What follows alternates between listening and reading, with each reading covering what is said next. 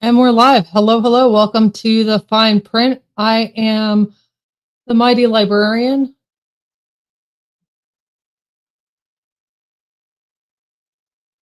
Oh no, we lost Vagabondia. I'm trying to figure out how to get Substack to go live, but we might just have to figure that out at a later time. But we'll give Vagabondia a few minutes. Here she is.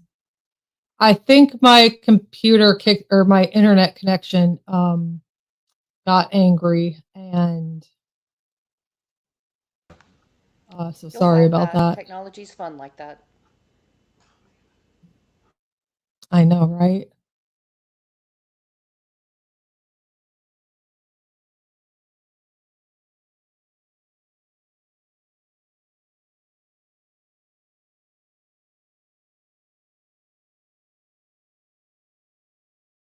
Anyway, so it was a week, wasn't it?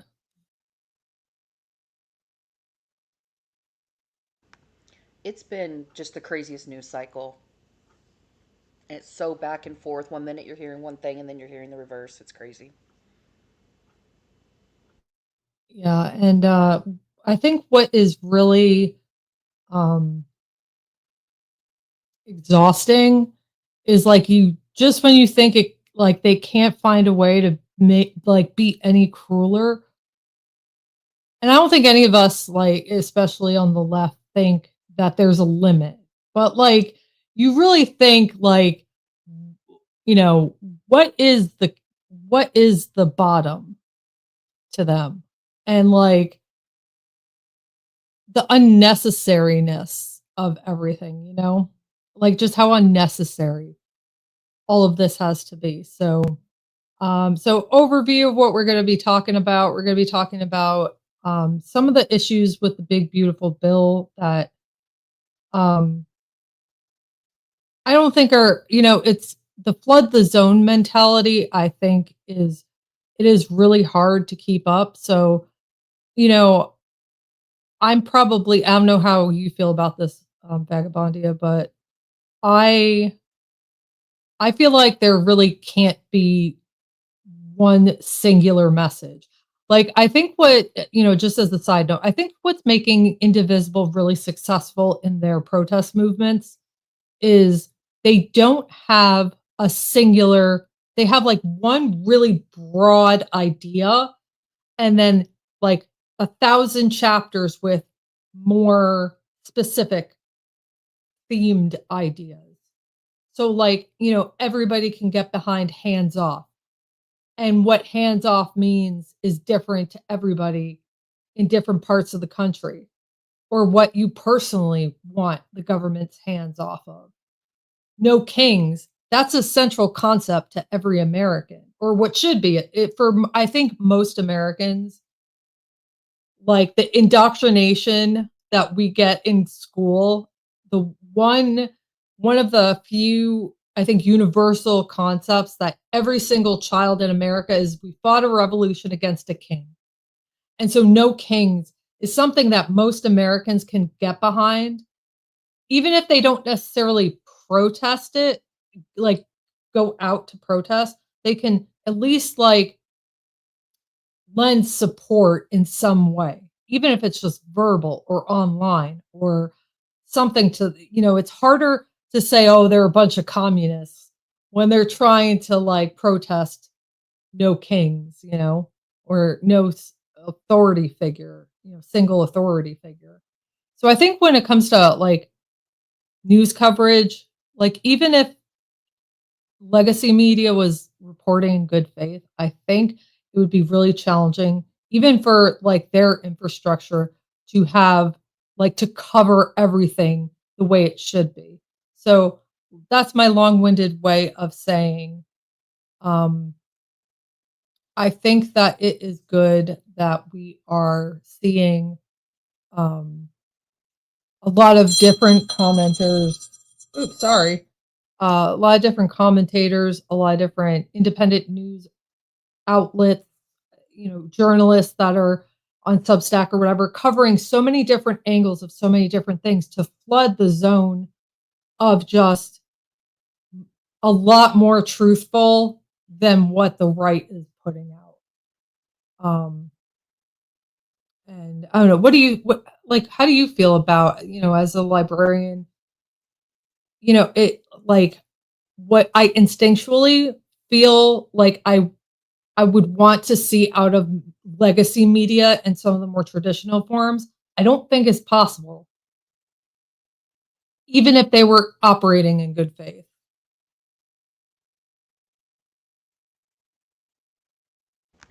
Yeah, their method of flooding the zone with 8,000 million different angles of terribleness makes it really hard for us to pinpoint one without leaving out the other.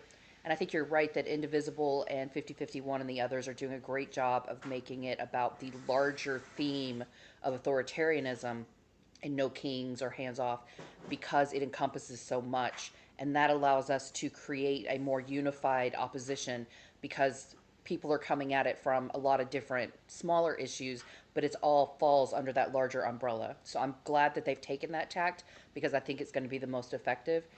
And when people come together with their own individual concerns as a large group and talk to each other, they help inform one another of all the other egregious things that are occurring. But from a media standpoint, I mean, there's just no way to cover it all. There's just too much happening. Even the largest networks of newspapers are having to forego some stories because there's just too much happening in general. Yeah, and then get it, even have local affiliates. Where does your local news? And I'm getting to this. We'll get to this in a why I'm bringing up local news is because uh, I wanted to I don't know if anybody watching this heard Atlanta airport shut down because of a horrible storm. And I just happened to be in it. We'll talk about that a little bit later. But in I wanted to, I took a video of, you know, one of the main problems of why air traffic was not it was meant for my sister because she was going to pick up my daughter in New York to show her because I was gonna we're this flight's getting canceled because it already been delayed 2 hours and then it was just pouring and hailing. And then you see this, I have this video of a line of airplanes just stuck on the tarmac. And so, but you know, so I wanted to talk about that a little bit later, but in trying to find because my video is kind of shitty, I'm taking it with an iPhone through a window that's purposefully tinted. So it's kind of like when it's really bright on the inside but dark on the outside, you can't really see outside that well because of the glare. So I wanted to find a better video and I really couldn't. When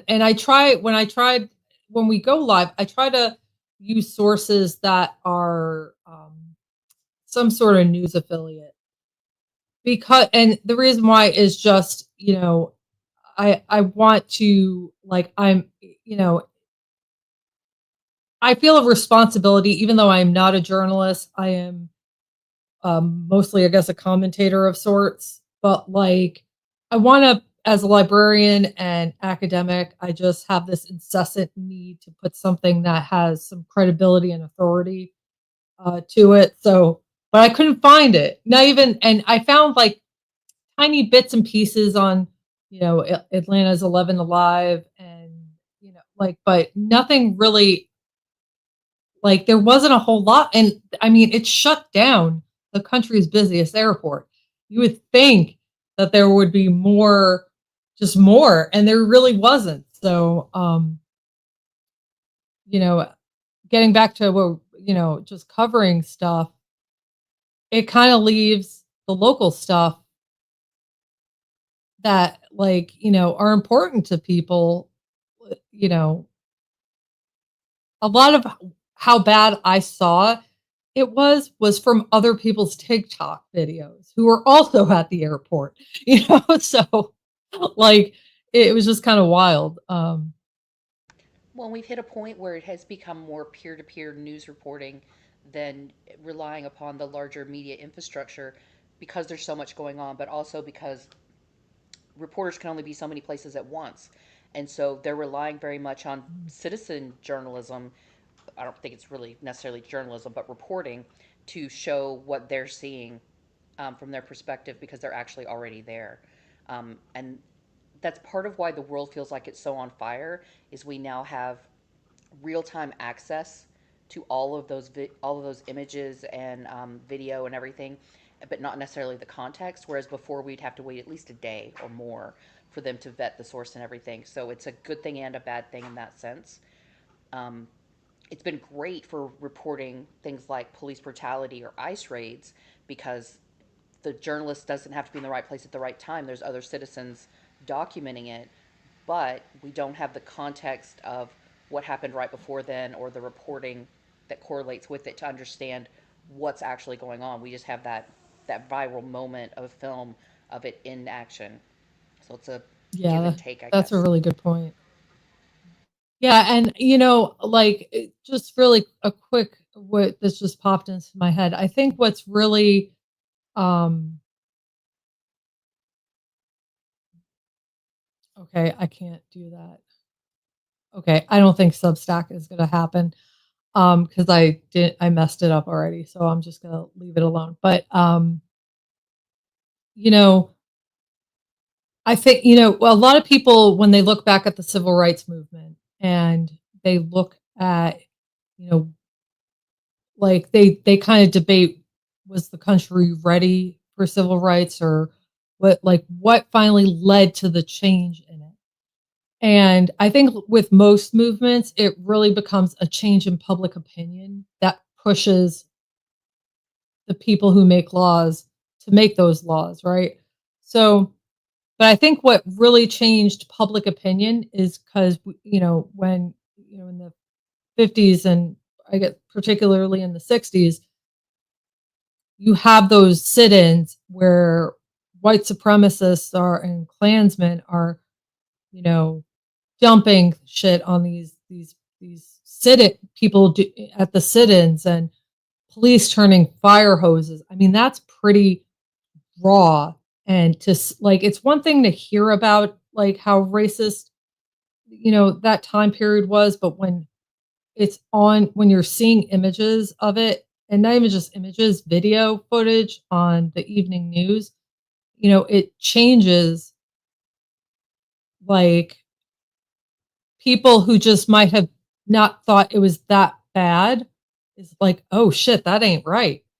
So I think one thing that's really good about this time is that we all have, like, damn near a news camera. I mean, our cell phone cameras are pretty good. Some, uh, cell phone cameras are, like, better than, a DSLR, Canon or Nikon. Like, they're, um, so advanced and technical and stuff. So, I mean, I think we're seeing I think I have to wonder what might have happened if in 1939 they had smartphones. Like, I think I don't know if that would have been this. I don't think that might have helped their situation, but maybe the world's response. Like, it for people to, a lot on the people that are operating their day-to-day life in good faith, who genuinely believe that Trump is doing the right thing, who are in their echo chamber. I genuinely believe if they see video, like, they have to, the people that we can win over is what I'm getting at. You you can't see I some of think what you're these. speaking to is that visceral moment. We call it viral now, but that Yes, that thank you. visceral yeah, that visceral image of the sit-in and the people, the fire hoses and everything else, that even if you're like, well, why are they protesting? But then you see the response and you can't help but say, now hold on a second. And it makes it more personal. It's like that one person's a tragedy, but a million people's a statistic. When you have a face to go with the what happened, and you can hear the energy and the voices and everything, it just makes it so much more real than the reporting on it maybe later. So I think you're right. I mean, look at the George Floyd situation. He's not the first, definitely not the last, but we all watched it from several different angles, pert near instantly, and on repeat. So there was no Yeah. denying what happened because you saw it with your own eyes. And Yeah. every angle showed a different part of it, but the culminated effect was the same. And that changed a lot of people because now it was very real and it felt like an experience they themselves had, even though they weren't personally there. And that's something that can be missing in regular journalism because it doesn't put you literally on the spot in the same way. Yeah, that's a good point. Yeah, and I think a good, not to get technical with jargon, but like journalists are not necessarily reporters. Reporters aren't necessarily journalists. And journalists have they have different parts of, like, I feel like I'm in information literacy class, but like, part of journalism isn't necessarily to capture the live. It's to tell the whole story. And that, I think, investigative reporting, particularly like on the scene, like, you know, that's been lost a lot. The investigate, the not ne- no, not necessarily the job description, but you know what I mean. Like, I think I'm just, for this moment, I'm glad we have the technology that everyday people can see something and say something and show something, that what is happening. And it's, I mean, I don't believe polls necessarily. I think it's a snapshot of a group of people's feelings in a moment of time, which that very same group of people could feel differently the next day. But I think one thing that's really consistent about the polling is Trump's reaching just his base approval. So that says something, gives me a little hope that, you know, I mean, don't this ain't gonna be over for a while. We're in this a long time. But yeah, it, it's kind of wild. So oh brother. I had I happened to, just when I was trying to figure out Substack earlier, on how to uh, broadcast off of it while being on, StreamYard or whatever. Um, I saw a graphic, and I don't know if I'll be able to find it again. Here it is. But my message to anybody who's of my like-mindedness, which if you're listening to this, you probably are. But why is this not sharing?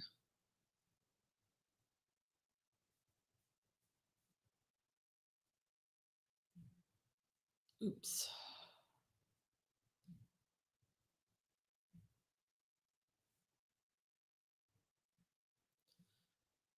Okay, I might not have the bandwidth to share my screen. Unfortunately, that's a bummer.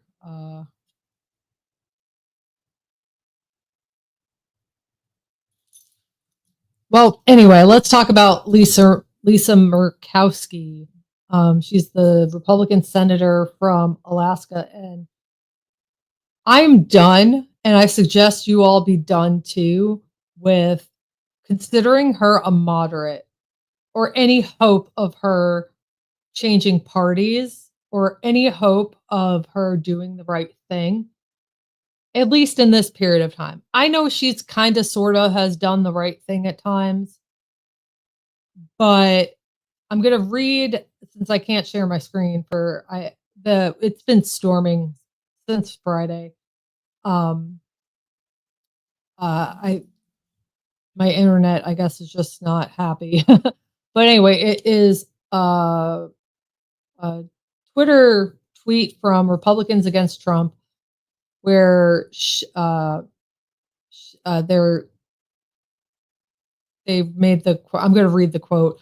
The New York Times reports that Senator Lisa Murkowski voted to advance Trump's big beautiful bill, which adds 3.9 trillion to the national debt and cuts health care for millions of working people, only after securing special carve-outs for Alaska, including exemptions from food stamp cuts, health perks, and tax breaks for fishermen. This is how corrupt Washington works. Each senator gets their bribe to fall in line. Disgraceful. And I'm grateful that Alaska does not get fucked like the rest of us. But um,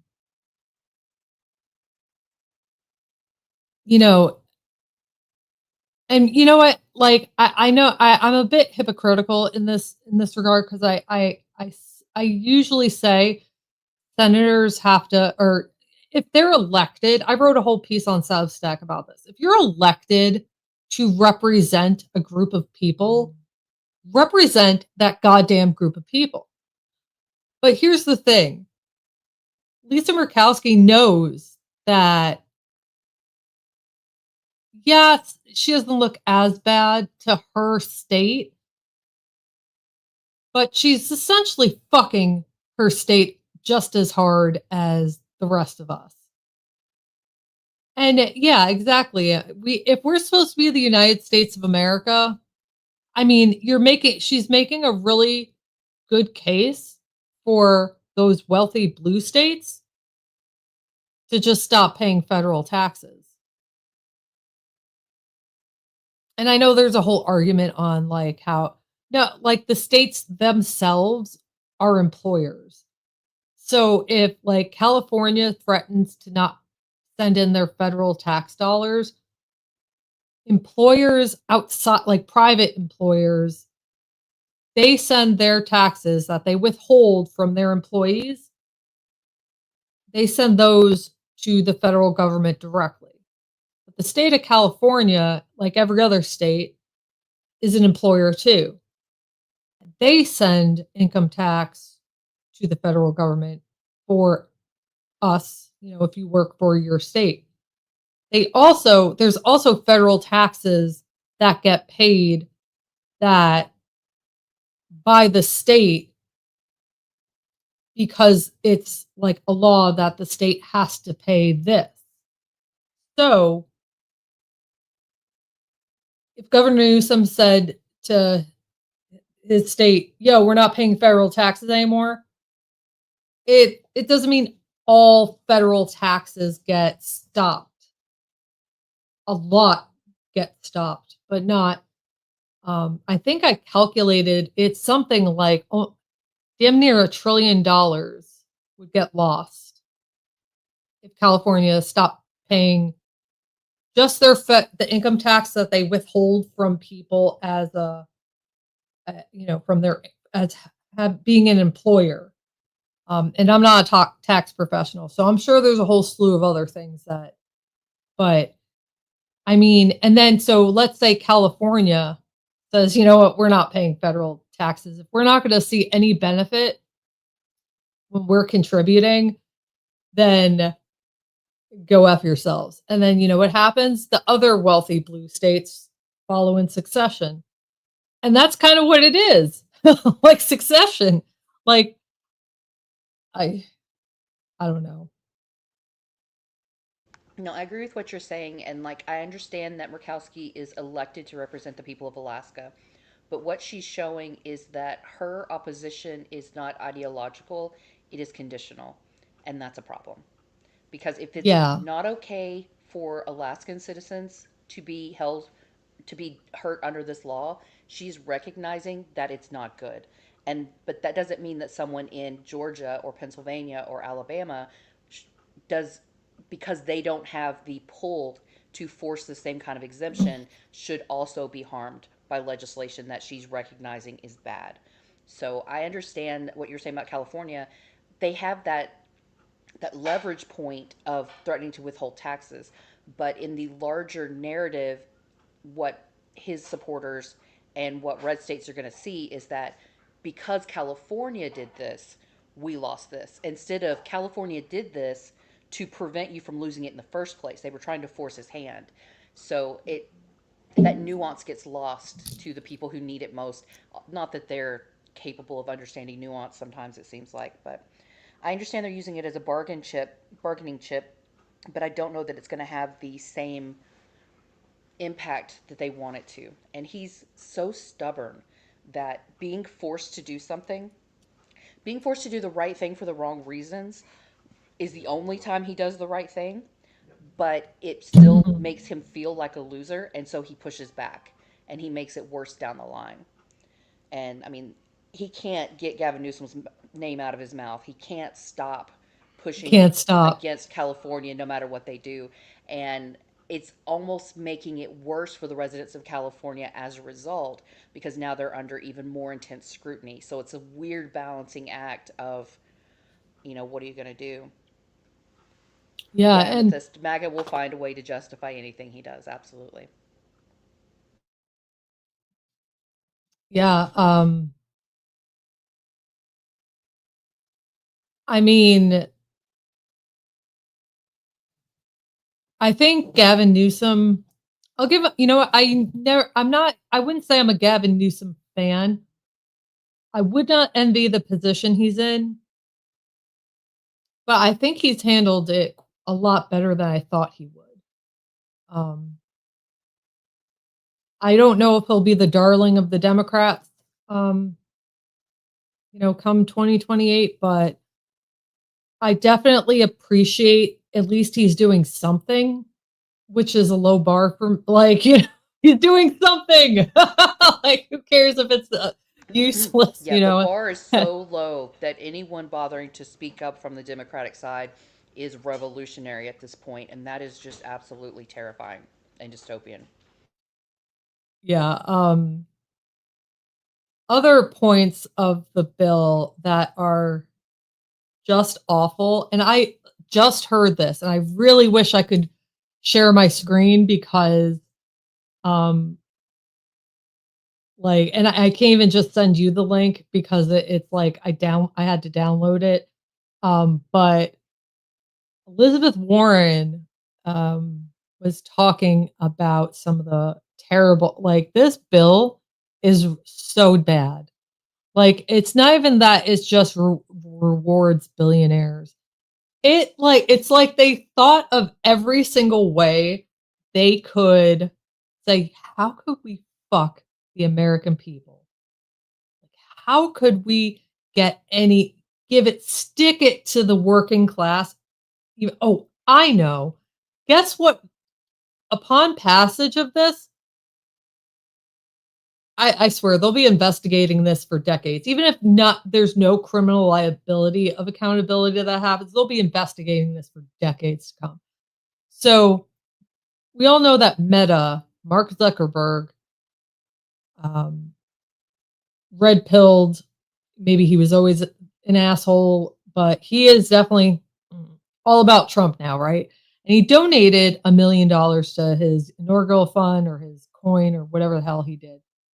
So upon passage of this bill, Meta alone gets 15 billion with a B. They get a $15 billion check for damages from 2021 and 2022. I don't know what the damages are. My assumption was like anything that Biden made them do. Like, I'm assuming maybe the investment with their fact checking, um, is one thing they are claiming they were damaged by. But yeah, they get that's in the immediate. Um, like, what? So we don't. So let me get this straight. We have no money for school lunches, but we have $15 billion for which I think would probably pay for free school lunch for the entire country for like probably a year or two. Um, it's not very expensive. And by very expensive, I mean like relative to the rest of the budget. Um, that's just wild. It and a lot of these. This is one thing I really want. I wish my screen would share is the really egregious thing, and I hope to God Democrats realize this, is that this a lot of the worst parts of this bill don't kick in for a couple of years. So, like, a lot of the Medicaid cuts don't kick in for, like, 2 years. So, the way it falls, would fall on Democrats. They're I think they're under the assumption that Democrats will get blamed for it. But also under the assumption, let's say, like, because a lot of people are talking about there won't be an election in 26. I think there will be. Let's say there isn't. This plan still helps that too, because people don't really see the evil villain until it's too late. So either whatever side you believe in, this bill works towards that goal. It either blames it on Democrats or it's too late to do anything about it. Yeah, it's still we know it's gonna pass. Like, I don't care what, I don't care what any of them say. They always cave. Like, I will I will do a specific video of me, eating my foot. Not I'm not doing that literally, but like I will put, I will admit that like I was wrong, but I have no doubt this will pass really quickly in the House. Like, there's no way it doesn't. Like, I don't, Thomas Well, Massey, this he's is gonna. a game that Trump has always played, where like he's the one that did the withdrawal, the the bill to do the withdrawal from Afghanistan, but then it didn't start until under Biden, and so Biden's the one that got blamed for how that withdrawal was done, even though he's not the one that passed that legislation. It wasn't his legislation. And the same thing has happened with economic stuff, where a Republican got credit for a boon to the economy, but it was passed under the previous Democrat. Like, they know how to work this. I'll give them credit for that. They do understand that part of it. But Yeah. he knows he won't be the president at some point because he's old, and he's betting that whoever it is will take the blame and not him. I mean, deflecting blame is his superpower. I'll give him that. Like, you know, I way underestimated him. Even when I knew how terrible, truly terrible he was after the first term, I way underestimated how well he is able to just deflect. Like, it's like he has a Captain America shield, and you can like see the Teflon Don. yeah, duh, Teflon Don, yeah. Like, it is wild. And but the one thing that does give me hope too is that this only works for him. Like, there is no heir apparent. There is no, like, nobody else gets away with um nobody else gets away with it like this. And so when he's gone, cuz he's an old man, no one lives forever. Okay, internet algorithm just putting it out there. Nobody lives forever. Eventually he is gone. Um, you know, JD Vance doesn't get the same grace. Like, you know what? Maybe I should publish this as an article. You know how I asked ChatGPT questions like, what do you think about this? And obviously I know it's a machine. Like, I am so sick of those comments in my Substack of, oh my God, it's a bot, blah, blah, blah. Yeah, well, it's a bot that scrapes everything that's publicly available and is able to process it in 30 seconds. So yeah, no, I'm not banking that ChatGPT has the answers to our problem, but it is interesting to see what it scrapes and spits back out as its analytical answer to a question, such as I asked it, um, can anybody just like, is this movement exclusive to Trump or can there be like an heir to it? And it said that the most like the most likely successors to the MAGA movement would be Elise Stefanik and JD Vance, but only because they would cause the least amount of fracture. But it would not be the same movement. I remember now. I was asking it, how do we fix this? And um yeah, maybe it would make interesting perspective, but yeah, it's a lot has lots more answers than some of these assholes in Congress. So, you know, Well, their answer to everything is we don't have the majority, so what do you expect us to do? I expect you to do your job. That's what I expect you to do. I was going to mention, I saw reports that both Don Jr. and Eric Trump have said that they would consider running for president, which is hilarious, by the way. gross. Um, and going back to AI, did you see that Musk is like at war with Grok because Grok keeps giving answers that go against his worldview? Like his creation has now basically Yeah. told him he's wrong, which is hilarious. I think it's interesting, and I've seen several people who have put this is what I put into ChatGTP or this is what I put into Grok, and this is how it responded. And because it's based on logic, it sees the same patterns we're seeing, and you can't talk it out of that logic. Like when you Yeah, ask it, it's or when interesting. yeah, like right. When you say, what's the precedence for these kinds of policies, it's like it's authoritarianism. And you can't talk it out of that because the lines are so logically clear. Like you can't talk around that algorithm.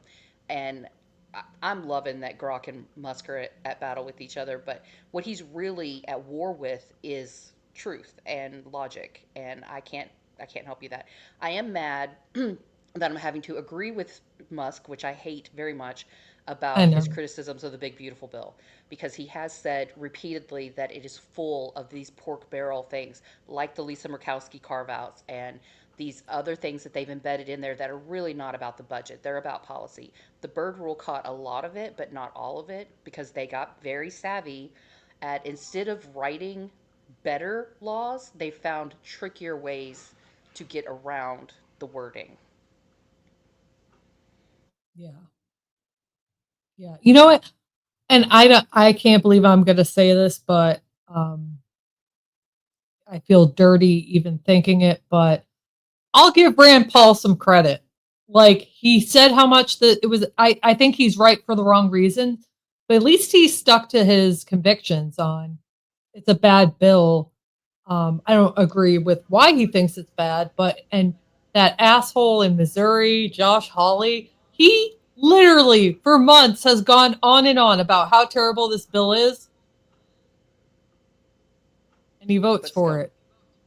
yep. Like, Well, and and like even people in the House, like Marjorie Taylor Greene, and I can't remember who the other two were. There were three Republicans who either in town hall or when confronted by the media said, "I voted yes for it," and they said, "This is in there," and they said, "I didn't know that was in there, and I would have voted no." But when they had to wrap it up for the Senate, they had to re-vote on it. Those things were still in there, and they still voted yes. So now you don't have that excuse. You definitely knew it was there, and you still voted yes. So you're full of crap. Our only yeah, hope is should the midterms happen, which I'm with you. I don't think we're to the point where elections won't happen, but I don't know. All of the House members are up for reelection, and we have to tie them explicitly to the damages done by these bills and hopefully turn out enough voters and have an alternative for them to be willing to vote for, or we're just going to get more of the same because they are just rubber stamping everything he says. yeah, no, absolutely. Um, it it is like before we I my thought that I was just gonna say. Um, I wonder what they had to tell John Fetterman to get him to vote no. Because all the Dems, oh my God, in a shocking, um, glimpse, one time of unity that the Dems vote no on something terrible. Um, you know, John Fetterman ain't well. Like he ain't right in the head. Like I don't think he's been red pilled. I think there's something wrong with him. That stroke definitely caused brain damage. His staffers have quit several times, have complained, have stated that since his stroke, he has fundamentally changed. He is so much more volatile. He is obsessed with Israel, like obsessed. Cannot get it out of his brain, and he's concerning. And unfortunately, we're stuck with him. Yeah. I mean, he'll get primaried, but we're going to have to live out his. There's not a great option as an alternative. There's no way I'd vote for him again, but his Republican contender is going to be just as bad or worse. So somebody's got to emerge. I wanted to ask you about that. The New York City mayoral primary and Mondani. Um, the right is using him being a social democrat or socialist democrat, democratic socialist. That's how it goes. And are tying it very hard into the Democratic Party, saying, "See, they're all socialists," and the Dems are buying it and are like trying to distance themselves. But when you look at his policies, what I've seen his stated policies are, how can you say you're against free childcare or transportation or living wages? Like you've got to really tie yourself up into knots to say those are bad things, and yet they're Democrats. still willing to do that. Mm. And like what's so freaking annoying, okay, first of all he did was he's not the mayor yet. Like he just won a primary, which Cuomo can still run in the general because they really are the stupidest. I don't know why they do. They can have ranked choice voting for primaries, but not the general election. So Cuomo can run as an independent if he wants to. So there's that element of it. Then what Mamdani did was he's a charismatic, good looking. He reached out to people who don't normally. He followed the AOC playbook, and he knocked out Andrew Cuomo. Now Andrew Cuomo is a piece of shit. Okay, there was a time where during COVID where I tuned in for his daily COVID briefs because he did a way better job than what anybody else or my governor was doing. So but then, like the sexual harassment and the nursing homes and the just general, like, I'm just Italian. Yeah, okay. Yeah, Italians, yeah.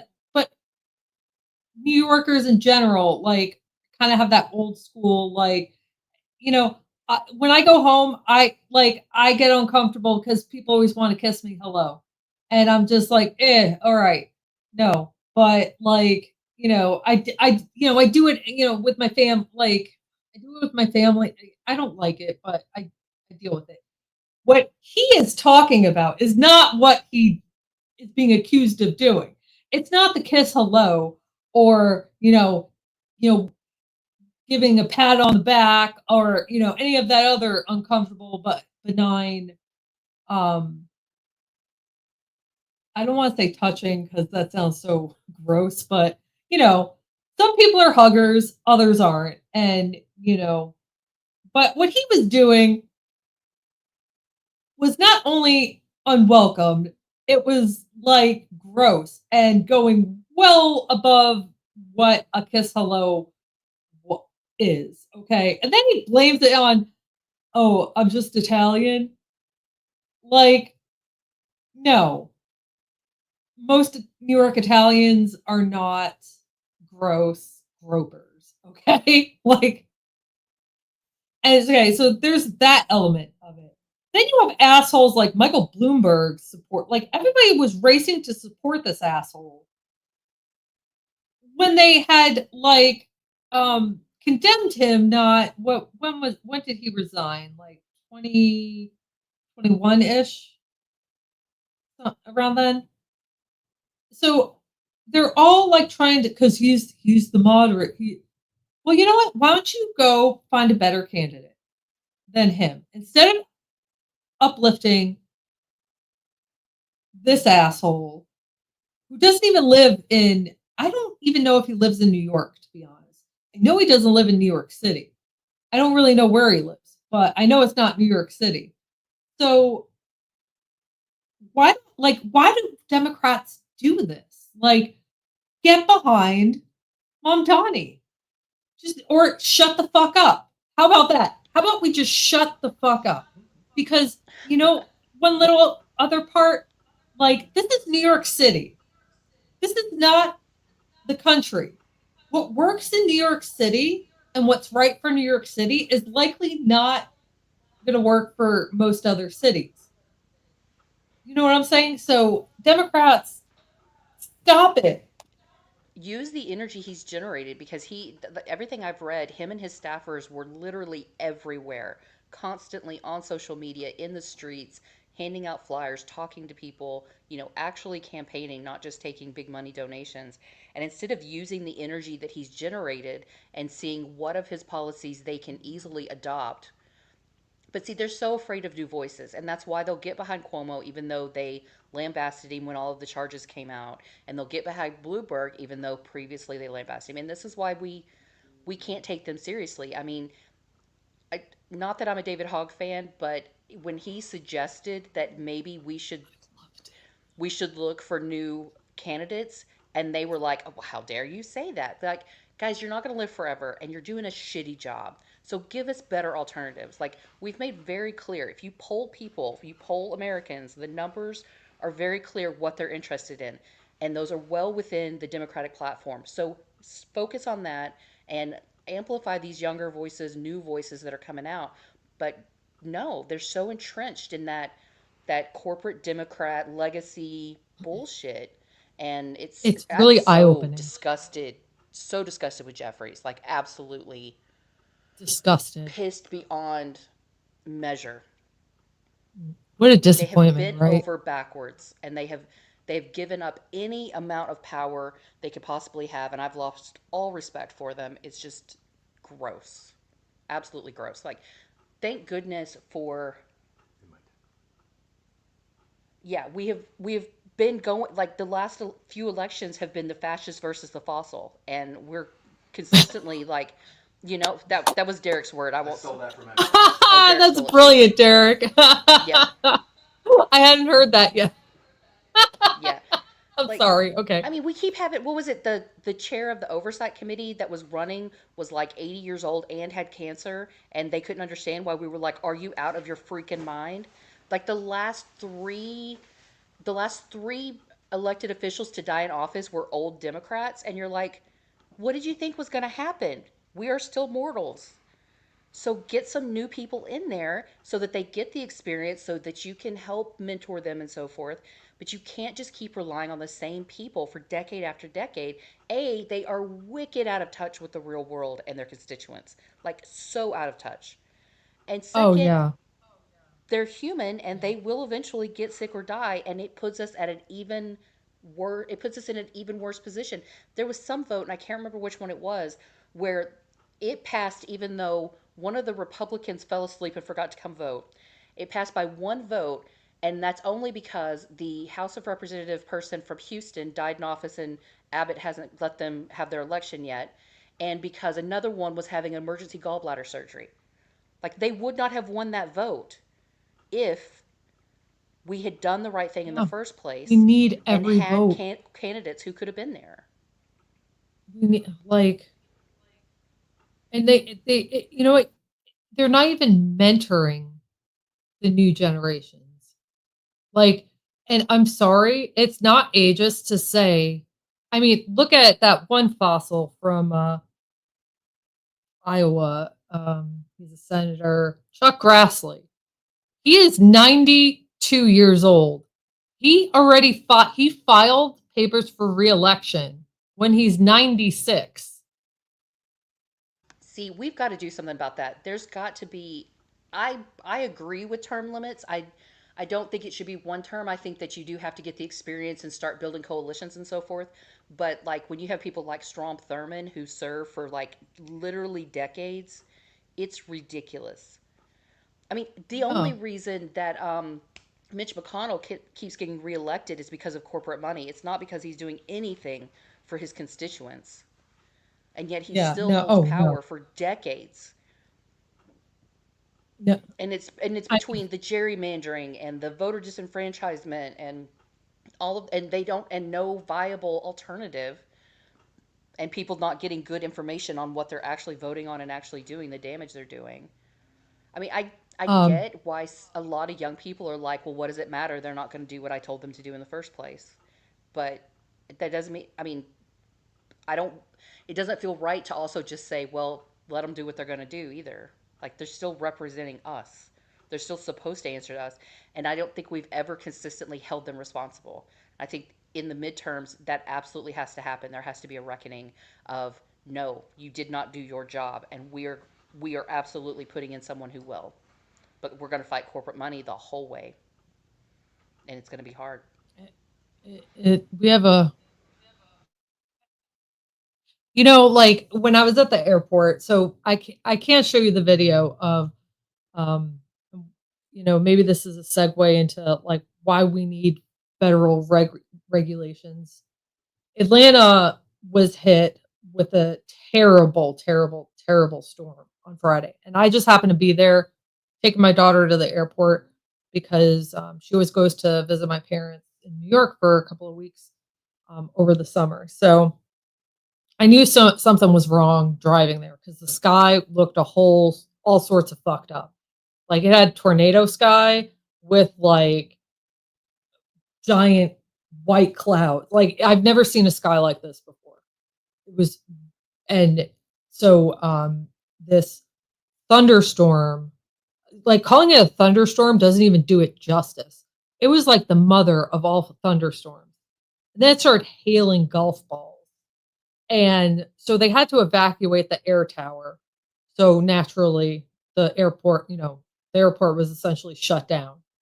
So you had like planes on the tarmac that were ready to take off, um, that couldn't. And then the hail, and it was just like end of days, like apocalyptic. I've never seen a storm. I've lived in the South a long time, and oh wow, I can share now. It just popped up. It's my internet connection. Um, let me see if I can get this video because I mean the video doesn't even do it justice. So anyway, I had a lot of time to kill. Um, Um, I had a lot of time to kill, so I got into this algorithmic um, hole of millennials, like Zennial, millennial, and Gen Z, of just like complaining about boomers and how they refuse to give up uh, any sort of control. And like some of them were fantasizing about what it's going to look like when they have no choice because nobody lives forever. Eventually, you're going to have to give Zennial, millennial, Gen Z control of the reins just because you don't live forever. And like, there's such an appetite for change, but like, I just don't understand why we're not capable of like, I know that like, I don't think people really truly understand how much the system is rigged against change. Not just because of Republican gerrymandering, which that has to go. That has like that is a huge chunk of why our votes like are so disenfranchised. But there is just such a thirst, at least on TikTok, which I know is TikTok, but I mean it's representative of a segment of people. Like we just have to be honest about that. Um And I think going back to Mom Dami, like, he had this video. This is how I ended up finding out about this from it. He put out this ad where it was make falafel $8 again. 'Cause apparently it's 10 to $15 for falafel in New York City in a street vendor. So he went around to different falafel vendors and was like, "How come you can't charge $8 like you used to?" And they're like, "Well, because of the permitting and the this and that and the like a lot of it is city bureaucracy of why they have to charge 10 plus dollars to for falafel." And um it was in plain language. He was really energetic and kind of funny about how he went and had these conversations. And then he's like, "I'm running for mayor and I'm gonna make your falafel $8 again." And it was just like the most simple but brilliant ad I've seen in a while come from the Democratic Party. Like, that's what people care about. They want their $8 falafel. If you don't know what falafel is, it's kind of similar in concept to a gyro. It's got like the pita and the meat, but it's more Mediterranean um, style. I don't know how else to describe it, but it's very popular now in cities. Like it used to be like hot dog stands on every corner. Well, they're still there, but now you have falafel too. It's delicious. Because Try it. falafel is delicious. Oh, it's so good. Oh, it made actually when when I saw that commercial or that ad, I was like, "Oh man, I want me some $8 falafel too." Like, but No, but what I'm hearing you say is it reminds me of, and this goes way way back long before you or I were born, but somebody ran on literally a chicken in every pot, like just that addressing what real people need. They need to be able to feed themselves in an affordable manner, and I keep seeing these things, and I think it's FDR who is talking about it's not socialist or communism to want for people to want to be able to have a decent home and be able to get medical care when they need it and to be able to feed their family, and that there's nothing radical about that. the But second Bill of instead, Rights exactly. And that like that's what we got to get back to. Yeah, kitchen table animal issues. Exactly, Shayla. And if they would go back to those kitchen table issues, Tony pushed on it for months before the election. It's kitchen table issues, it's kitchen table issues. And instead, they're getting caught up in that culture war stuff and letting themselves be dragged into arguments that are just not worth fighting the way that they want us to fight them. Like get back to the kitchen table. At those that's what he tapped into was what real people need. The people of New York need affordable transportation. They need food that they can afford. They need a living wage. We can all agree on that. There's nothing radical about that. And but at the same time, the two-party system, the electoral college, all of those things have made it impossible or increasingly unlikely that voices like that are heard because they're all playing the game and they're blocking those independent voices.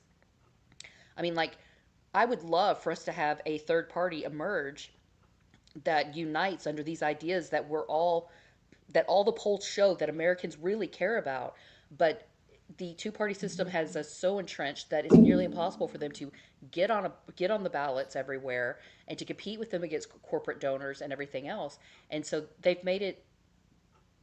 hurt themselves because they could have embraced these ideas and then it wouldn't be necessary. But in the same, they're keeping it. When people say the Dems are as bad as the Republicans, sometimes I gotta agree with them. They're not wrong on a lot of it. Not. no. They're definitely not representing the people. They're not listening to what we're telling them. um no, you're right on that. I think like I think when we say like I've never liked the phrase kitchen table issues only because like what does that mean? Like, it's kind of like when we were in 24 kind of talking about preserving democracy. What does that mean?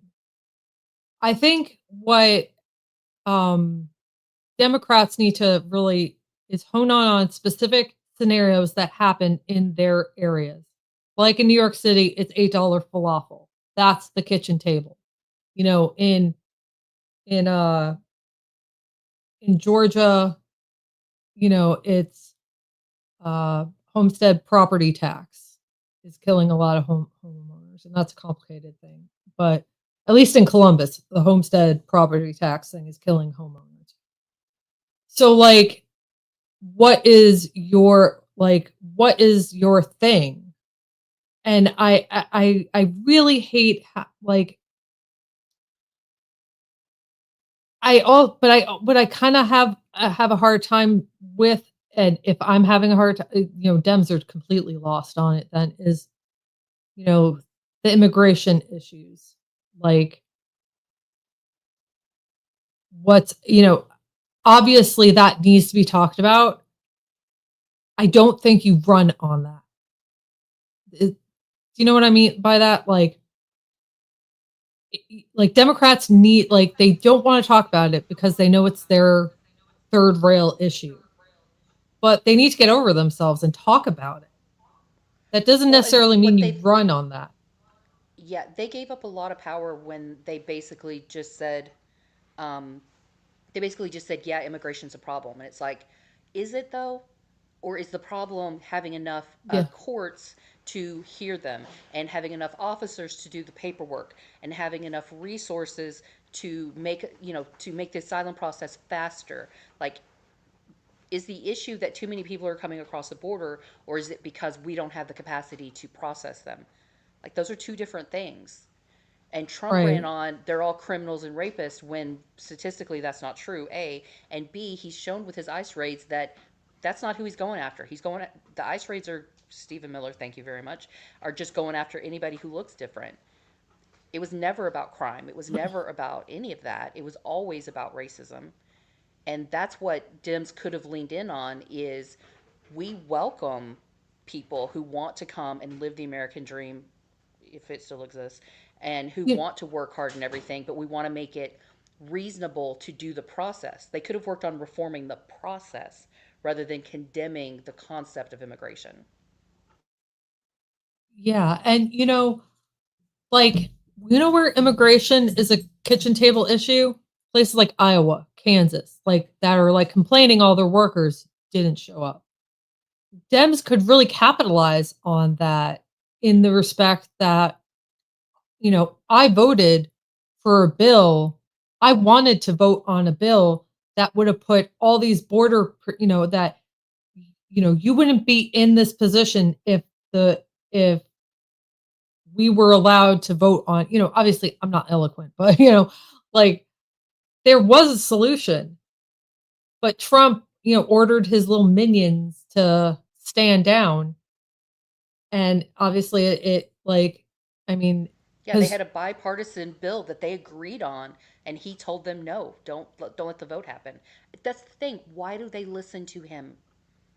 He is I understand that they I need really his don't know. support a lot of the times. Did you see that Tom Tillis just announced that he's not running for reelection? Basically, Trump told him if he didn't flip on the OBBB, he was going to primary him, basically. And That's Tillis's wild. response was, I'm not running again. I mean, it's really sad when Tom Tillis has more of a backbone than most of the Dems, because he's trash, let's be clear. But same with Rand Paul. I hate this timeline for making me agree with despicable people. It's No. ridiculous. Ugh. But they're the Like, only, and I they're doing really the don't like it. I know, they're doing the bare minimum, and it's extraordinary because nothing else is happening. Yeah, that was what, and like, I don't like to give. I wouldn't even say I'm giving him credit per se, but at least he's putting his money where his mouth is. Like, what a little loser, Josh Hawley. Like, oh, it's a terrible bill, but I'm gonna vote for it. But we gotta check our moral compasses after that. Like, oh, really? I mean, They all have the Marco Rubio syndrome of where they're like, I stand firmly for these things. Yes, master, whatever you say. Like him sitting on that couch looking so defeated as he sunk into it is just the very picture of the current political situation. Everybody's spine is just slowly dissolving. but you know what the wild thing is, though? You know what the wild thing is Tom Tillis. I bet you he could run as an independent So and, I have a like, theory. work with the Dems, like, and the Dems need to start figuring, like, plucking these Yes. people off, Girl, you are you so on my know, same page. This is exactly what I've been advocating right for. there, girl. Is right, we're right there together. Murkowski has totally disappointed me, but when she said that she was open to considering running as an independent and caucusing with the Dems, I was like, okay, if the Dems aren't willing to change, to get a spine, and they're not willing to appeal to the voters, and they're not willing to let in new voices, then our best bet is to pull over the moderate Republicans who are like, nah, this shit's gone too far. Because then we can have a slim majority. But they're not even willing to do that. I think she, you know what, after when I read that little post about her, I think she only said that as a open threat. Because how do you go from publicly saying you're afraid and you receive really heinous death threats to, yeah, I'm thinking about caucusing with the Dems Mm-hmm. publicly in a pretty short amount of time, and then you vote yes. Yeah, and now Like, I'm I a really yes don't because they think, gave these couple of provisions. Yeah. yeah, I think that And was they just wonder why it was everyone a thinks threat. politicians, yeah, politicians they equate with lawyers as slime bags. And I see why. Because you're acting like it. Yeah, like now I really see how I mean, it's not like I was naive. It's not like I thought these people were, saints or anything, but I really like the level of just slime is I'm quite like surprised. I guess Yeah. is the only word. No, Like I didn't think that at least with I thought that the Dems would do nobler things than just lie down and there I mean, because, like, there has to be a motivating principle of why. I don't b I it has to be, like, self-interest, like, it almost feels like they're working with Republicans at times. well, it Can't does. prove And that. like, it makes no sense to me. Congress has ceded so much of their powers to the executive branch over decades. It didn't happen overnight, but for decades. Right. Where's their self preservation? They're not going to have a job if there's an authoritarian, even Not if in they're blue yes men. states. Well, no, but even if they're yes I'm men sorry. and go I thought you meant something else. I'm sorry. no, but like even if they go along with him, at some point the authoritarian there is no room for anyone else. So you're always going to be at Mm, risk. So why not stop ceding your power? Stop giving in. Like I get that they don't have the votes, but you still show up, you still filibuster, you still make your argument, you make your press appearance, you stand tall. I mean, when was it MacGyver that is getting federal charges for going to the ICE detention center and supposedly pushing someone? Why aren't they why aren't they losing their minds over that? And two Dems were just killed in Minnesota, and you would think that that never happened with the way the media is treating it. But even the Dems themselves are not like, whoa, what the heck? Political violence is out of control. This rhetoric has gotten so extreme that sitting members, elected officials are being murdered in their homes. We need to do something about this. And instead, they're just like, well, we don't have the votes. What are we supposed to do? Good gracious, guys, yeah. you're not going to have any job. We're not And going to have a country if you're not going to have a job.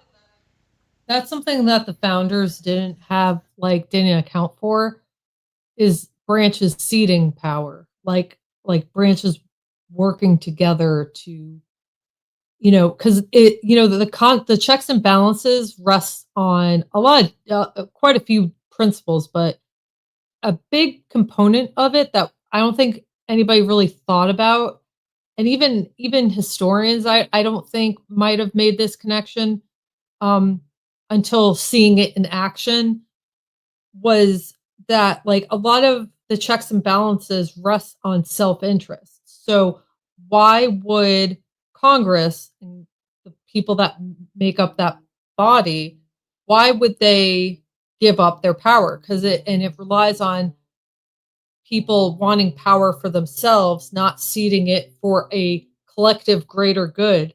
Very communistic. But um to give the exec to boost the executive. Like, and I hadn't really like because I myself thought going into this administration that who would willingly Like, it's not that I underestimated Project 2025, I just thought they would have a lot harder time with it, because I did not think that Congress would actually, like, the people that make up Congress would actually cede their power, because it's power. If you don't have that power, you're nothing in that body, like, you're just a Well, and they don't body have that big of a collecting a check. majority, so it's ridiculous that things are going through so. I mean, they're not passing much of anything, to be fair, but I thought there'd be more fights since there's such a slim majority, but it's like they're not even Yeah, trying. and, like, Amethyst especially makes a with the great New point. York, She's Calif like, oh, go ahead, go ahead. no, Amethyst was saying that it's like when she went through her divorce and it felt like her lawyer that she paid for was fighting more for her ex and his lawyer than he was for her. This is what that feels like. Yeah. Oh, that I'm sorry that happened. Yeah, sometimes lawyers, like, they can really make you feel like, particularly with divorce for some reason. Um,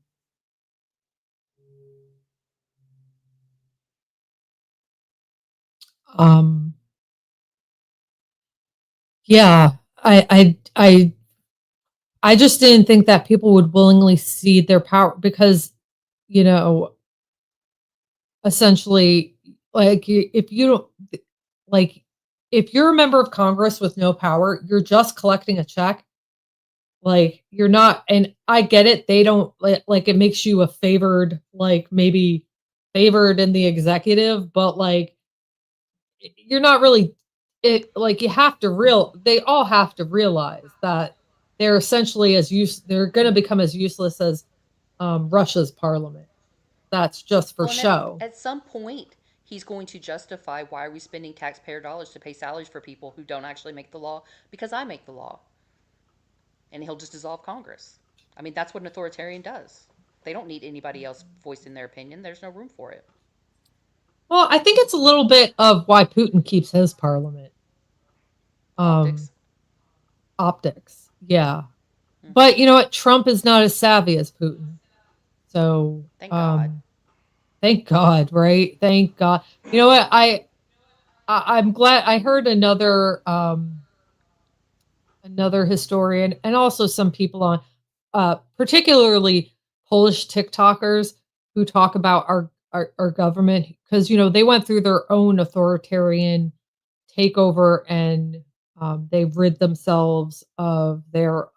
It didn't get as bad as, like, Hungary, and um, or even close to what Turkey is now, but they went through their period of what we're going through, and what they were saying is, like, America, you need to realize that you're lucky that you have dumb fascists, like, and they were like, if you really wanted to, you, the people, could shut this shit down, like, yesterday. And I believe It's that. And sad that what's I saving, the yeah, only reason we have put any brakes on this at all is the stupidity of the people behind it. Not because of the brilliance of someone countering it, but because we have stupid fascists. yeah. I mean, really, the reason why, I don't know if, I think it might have driven us to, if they were smarter, they would have slowed this down, because, like, Trump is impulsive. They picked the wrong autocrat, is really what they did. They tried to control him into the autocrat dictator that they wanted. And, you know, that never works when you try to control him. He does. And so he moved too fast. And you can gaslight people into thinking anything, but the reality is different. So, like, you told everyone it was a shitty economy and they believed you, when the economy, although it wasn't, obviously there's inequity everywhere. I feel it, you feel it. Anyone listening right now feels the inequity of the economy. But at the same time, you know, there it was getting better, and it would have gotten better if we didn't have Trump. My point is that it really wasn't all that terrible how it could have been coming out of COVID. Like, we have such short memories as Americans. But, like, Europe is still recovering from COVID, and so, yeah, I mean, the economic parts of it is what I'm getting at, but so he gaslights the people into thinking it's a bad economy, and then he plunges it, makes it worse. You're not supposed to do it, like, in that order, because if you make the economy suck while you're in power, people hate you and will, like, be quicker to do something to overthrow you. So, he did too much too fast that didn't make sense and hurt a lot of people that prop him up. So, my point is that I'm grateful he's impulsive and dumb, can't keep his mouth shut. So, I mean, a smarter autocrat. I mean, yeah, we're 10 years into his bullshit, but we're only like probably year 3 of like his authoritarian takeover. When you tally up what he's been doing, not even in power. So, I mean, it, he's just not, he's not. And even Putin, I've heard reports that Putin warned him, like, dude, you're going to have the equivalent of a color revolution like Ukraine had. I don't really know why they named them colors, their revolutions, in 2014 and whatnot, but that's what they call them, the color revolutions. Um, and that's essentially what hands off and no kings has become, the color revolutions. Well, and I think that I saw that was it Paul Dans who helped write the Project 2025. He was president of Heritage Foundation, or CEO, president of Heritage Foundation when they were working on it. He he basically said, "I couldn't be happier. I'm amazed at how quickly he's implemented so much of this." And I think it's been shock and awe that that's been what these first 5 months have been, and because the courts couldn't keep up, and it doesn't help that the Supreme Court has kept making it worse. But oh my God, is it just me, or does the last 5 months feel like 5 decades of Yeah. political history rounded together? Yeah. But like, speaking of the Heritage Foundation, I thought that they realized what they were doing would only benefit a small portion of people. I assumed that that's what they knew. Apparently, they're shocked that shit is like turning out the way it is. Like, they genuinely Okay, thought that tariffs and all this shit would help the economy. Like, they're true believers. They well, drank their own Kool-Aid. Is what they drank their own what Kool-Aid. I was trying to happened. say, you're the think tank. You had access to all of the research, all of the policy experts, and so forth, and you didn't see what your policy equaled. Come on. Well, They're see, like, here's the it's thing. like the cheetah eat my face party. I didn't think they'd eat my face. I thought they'd eat their face. Well, bro, cheetahs don't care whose face it is. How did you not see that? Like, one thing that this country needs to get off of is we're not the greatest country in the world. I mean, I think we're the greatest country in the world because it's my country. But like, the reality of it is that everybody else around us is is is not a third world country. Like, Europe isn't post World War II anymore. I mean, yes, it, time wise, yeah, but it's not in shambles. Like, around the world, the countries that used to be considered third world are thriving. China is not like how they were depicted in the 70s or 80s. Like, a lot of these countries are far more advanced than we are, have far better infrastructure, have far better a lot of things than we do. But the Heritage Foundation is a true believer and high on their own supply. That so like, when we go to Canada and say, try to bully them into like some bullshit trade argument, like, we don't have the leg to stand on like we used to because they are more advanced too in a lot of respects. So, like, the Heritage Foundation forgot that just because we say something or we bully somebody doesn't mean they're going to do what we say because they don't have to. They never did. They never had to. And why are they going to listen to us when we can barely feed our own people or give health care to everybody? And in their country, you get hurt, you get cancer, you get treatment. Not just treatment, world-class treatment. Sometimes in a lot of respects better than what we're getting. So, like, you know, the Heritage Foundation wasn't operating on good faith investigative, even conservative outlooks on things. They were going on just bullying and trying to say, world, we're taking you back with us to 1955. And it's like, my dude, that's not how world works. We're all interconnected. You can't just say no more trade with the world, all American. Okay, great, cool story, but we don't produce anything anymore. We're good at other things now. Well, and when our leaders are living like it's still 1950 and they're trying to bring us back to that, they forget that we're frozen in that time period and it does not work now. And the rest of the world has moved on. And right now, we may have the largest military in the world, which, by the way, $1 trillion. This bill would make $1 trillion to the Pentagon, who cannot pass an audit. But anyway, I digress. Um, we might have the biggest military, but you're right. We can't take care of our veterans. We can't feed our children. We can't educate them. In fact, they're actively working against that. We're pushing ourselves backwards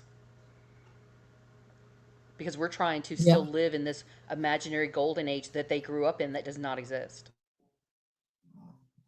Yeah. No, Kevin Roberts, the president of the Heritage Foundation, was quoted as saying, "It will be bloodless if the left allows it." Well, guess what? The left packs heat too. So, just saying.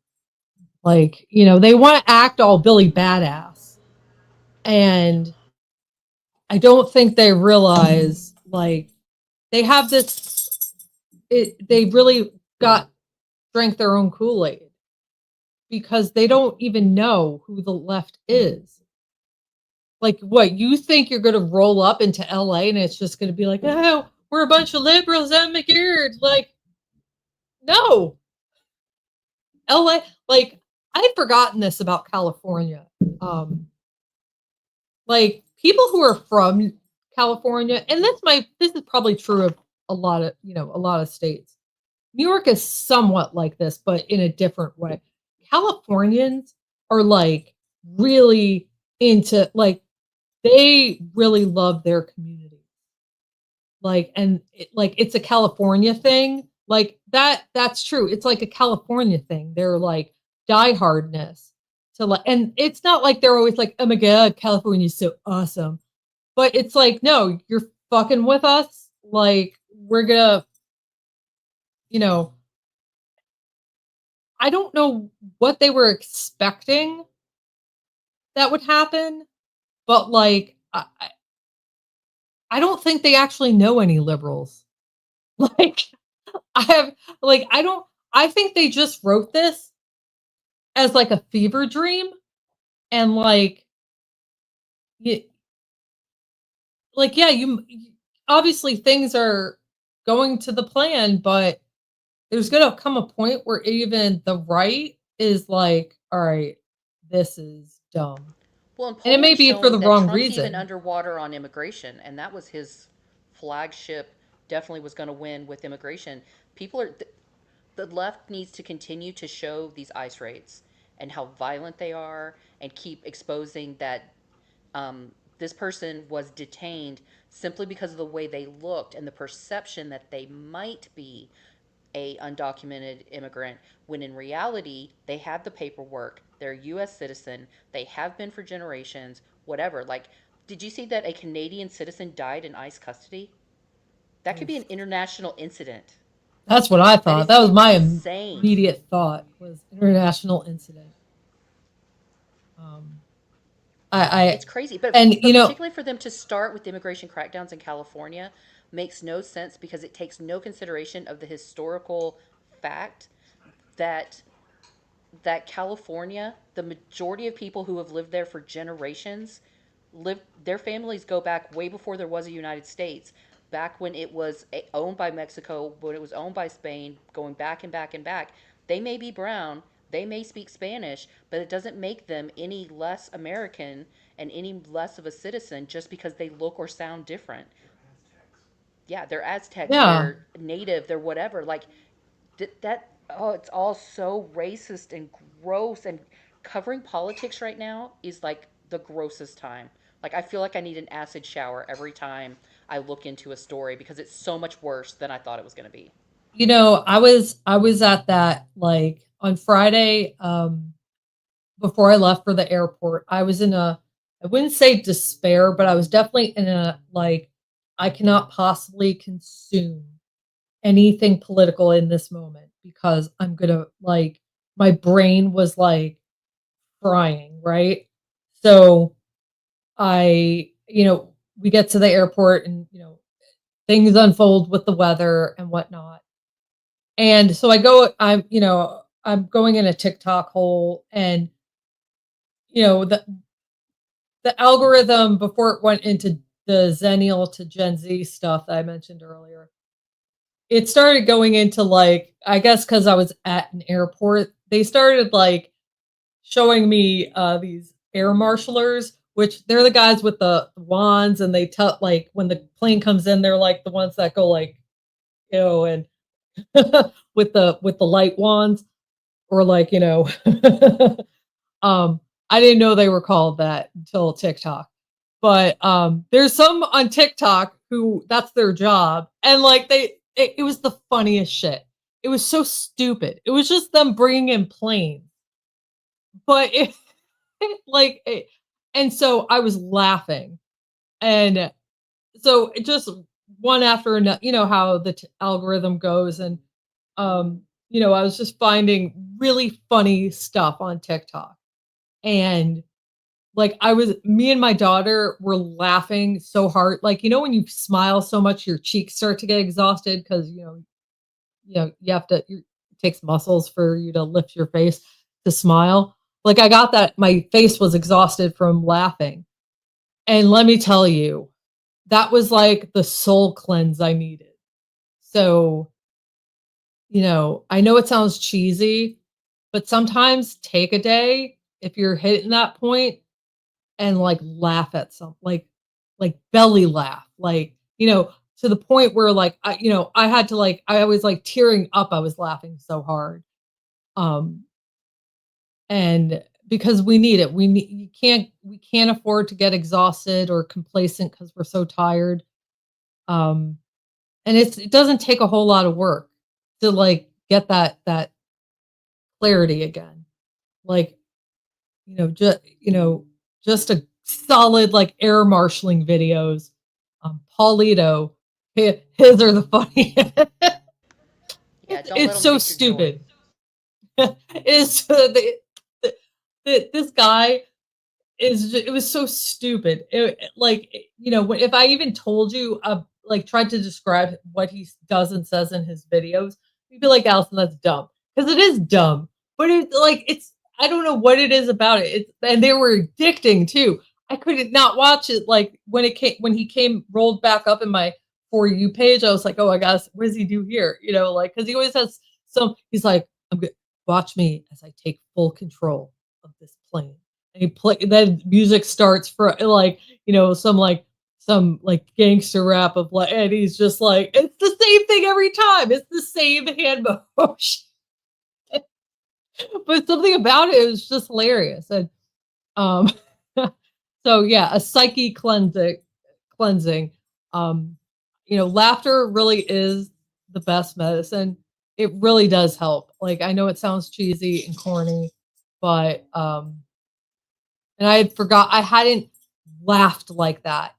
Like, really, like, cry, like, face hurt, eyes watering because we were laughing so hard. And during, like, a really stressful time in, like, the airport, like, I knew shit was bad because I was trying to figure out how to rebook my daughter's flight because my parents paid for it via my sister. So it was like this, it wasn't that easy to just rebook it because, I was local, so I could go home or relatively local. I don't live in near Atlanta, but, it was better that some people were in the airport. When I was leaving the airport to go home after she finally went up in the air, people were still trying to get on a flight from Friday. Like, that's how crazy messed up everything got. But, I was going between ticketing counters, and I'm seeing people, and the look of frustration and stress was, like, palpable on their faces. Like, they were mad, tired. Atlanta, for most of those people, was just a connection, and they were nowhere near home. So, I think you know, it's important to laugh, even when you're surrounded by stress and you're in stress, and, to just get that clarity. I mean, we must look ridiculous as me and my daughter are just watching videos and, like, stupid, like Hey man, if the timeline won't let you make your own serotonin, you got to create your own or you got to buy it off the it market. really is a serotonin, like, laughter. Like, I know all the biomechanics of why laughter. Um, but, like, it's really incredible to see, like, to feel so much like, I left the airport feeling good after a really stressful 8 hours of waiting to get on a flight that never happened, you know?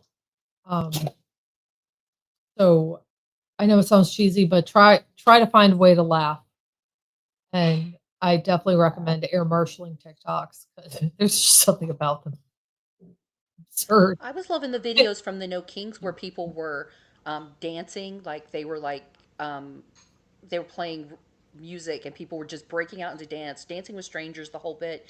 And it's like, yeah, please tell me what a violent protest this was when people were doing the Macarena, just enjoying being together, even if their united cause was against something, they were still Those coming together as a communists. community.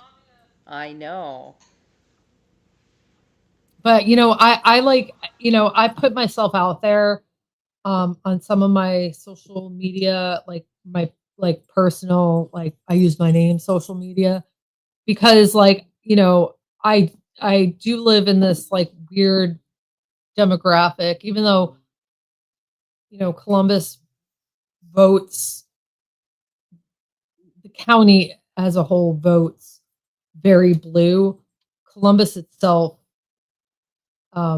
it's red is pretty red, even though it's diluted, which is why the county is also heavily like, it's split in half, so it dilutes the Democratic vote. But anyway, I put myself out there so that the people that follow me that say that bullshit, like, oh, they're all paid. I went there, me, and I'm not a paid shill. If I was a paid shill, I'd have way nicer shit, like, so No, we hate him for free. yeah, like, I do this all for free. My hatred comes, free of charge. So, and I think that it's not going to win over anybody overnight, and at the very least, they still vote Republican, just maybe, or you know what? Maybe they just don't vote for him or vote for his minions, you know, like, I'll take what I can get from MAGA at this point. And if you're not fully sold on voting for someone with a D, then just don't vote for someone with an R. How about that? Like, can we, which is why, and I know we got to go. We're way over, but I wish some of these moderates not only just be an independent, caucus with whoever you want. You can even caucus, but when it matters, like, like, and, history's being written right now. Like I know I always kind of hated that phrase like we're living history. We're always living history, but you know, your names are gonna like Lisa Murkowski is gonna be in a history book. You could either be known for like being a hero or you could just be in kind of mediocrity lumped together with all the other assholes who tried to take down America. Like Mitch McConnell, he could have had schools named after him if he had just pressured people to impeach Trump and convict him in 2021. He could have looked like the hero. Maybe not to us, but down the line. You know what I'm saying? Like very few heroes that we worship are perfect. You know, like so down the line, Mitch McConnell, Mike Pence even. Mike Pence could have been a hero, but no, he had to be like, oh, lukewarm about Trump. Like, I don't want to say, like, dude, they hate you. Just like, same with Elon Musk. They hate you. You're fucked. You might as well double down and use your forces for good. So, Yeah, we're at that point in history where at some point our grandchildren are going to ask, where were we when this happened and what were we doing? And at least we can say, I was screaming into the void. I tried. yeah, yeah, definitely. I made a decision a long time ago when I learned about Nazi Germany as a kid. I would never be a collaborator. I didn't say like make a think a literal, but like I remember being horrified because I'm also hearing the testimonies of like the parents and grandparents of my peers. So like it really ironed something into my brain about that might be why I hate bullies so much, why I get visceral with bullies. But I said I will never allow myself to give into that. You know, it was I don't know. I know it wasn't a conscious thought, but it was a conscious thought at the same. Does that make sense? But like, I don't want my daughter seeing me placate to fascists. And honestly, she is like way above most people when it comes to like ethics. Ethics matter to her. Ethics mattered a lot to a lot of people in her. She's kind of like in that micro generation of Gen Z, Gen Alpha cusp. Um, and like they've had it with like it's you know really I encourage anybody who's our age or older, go on to TikTok. You won't find this on YouTube. They're on TikTok. But listen to some Gen Z, Gen Alpha creators that talk about politics and what's going on. And they have a really interesting outlook on things that I don't think any of the previous generations, could have that level of insight or clarity. And it's probably because they have so much more access to information. But there's a lot of annoying shit about Gen Z and Gen Alpha. Don't get me wrong, but particularly when it comes to the wealth inequality, um, I think we have a lot to learn from the youth. Well, definitely, and it's their future we're fighting for. I mean, unfortunately, mine and your future isn't super long. I mean, hopefully it's relatively long, but like I have to think about what's best for my 6-year-old granddaughter and what kind of world she's going to inherit and what kind of world she's going to want, and you've got to think about that for Yeah. your daughter, um, because there's a lot of things, but what we do now matters on what they're going to have access to later. And these young voices are Oh, telling us what they want, and leadership absolutely needs to be listening to it because they can't keep ruling like it's still 1980 or whatever decade they're stuck in. We know the Republicans are stuck in the 50s, and we're not sure what decade the Dems are stuck in, but they've got to start listening to the new I think. voters and recruiting these voters that have been disenfranchised, and that means actually representing them. God forbid. Yeah, they it's, you know, when they were when the GOP was going all bent, I know they're still bent on trans issues and all, but they were like, let kids be kids, bleh.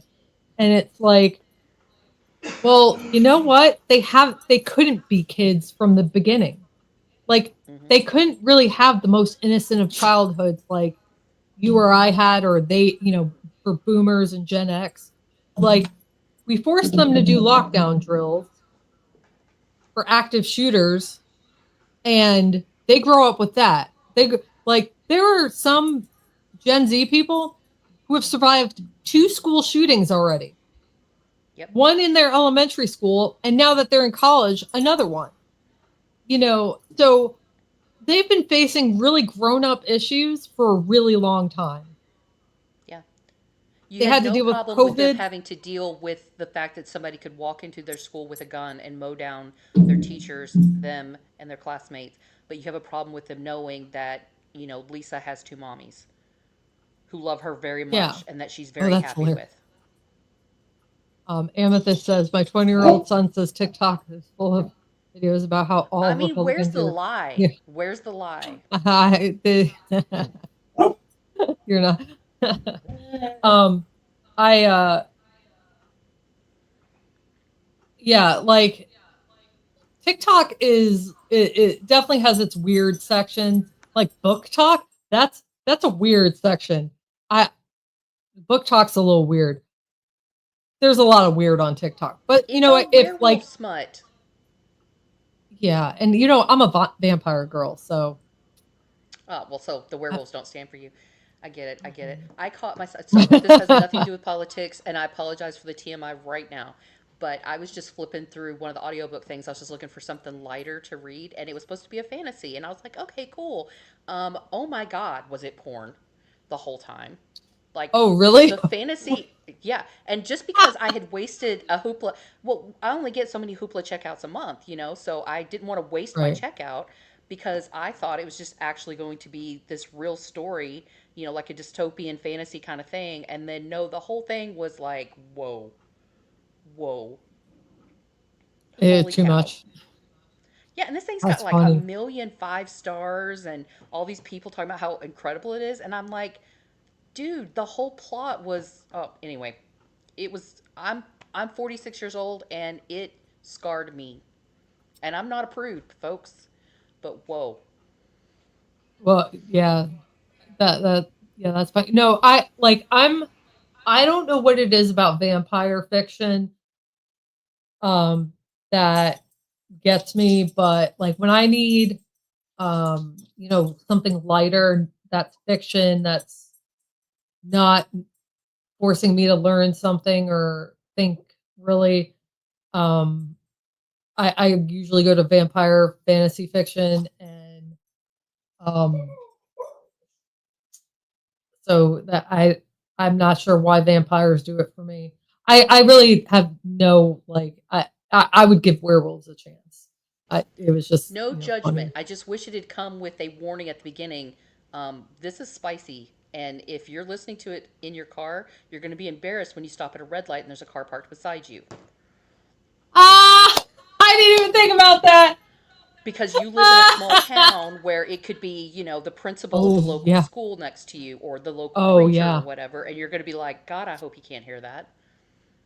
Oh, I didn't even think about that part. Yeah, but you know, I think it's important, like, to take a break, because like this, and it's really, this is gonna sound like it's not helpful because it is disheartening. I was watching a YouTube video, Park Rose Permaculture. Her name's Angela. She's out of Portland area.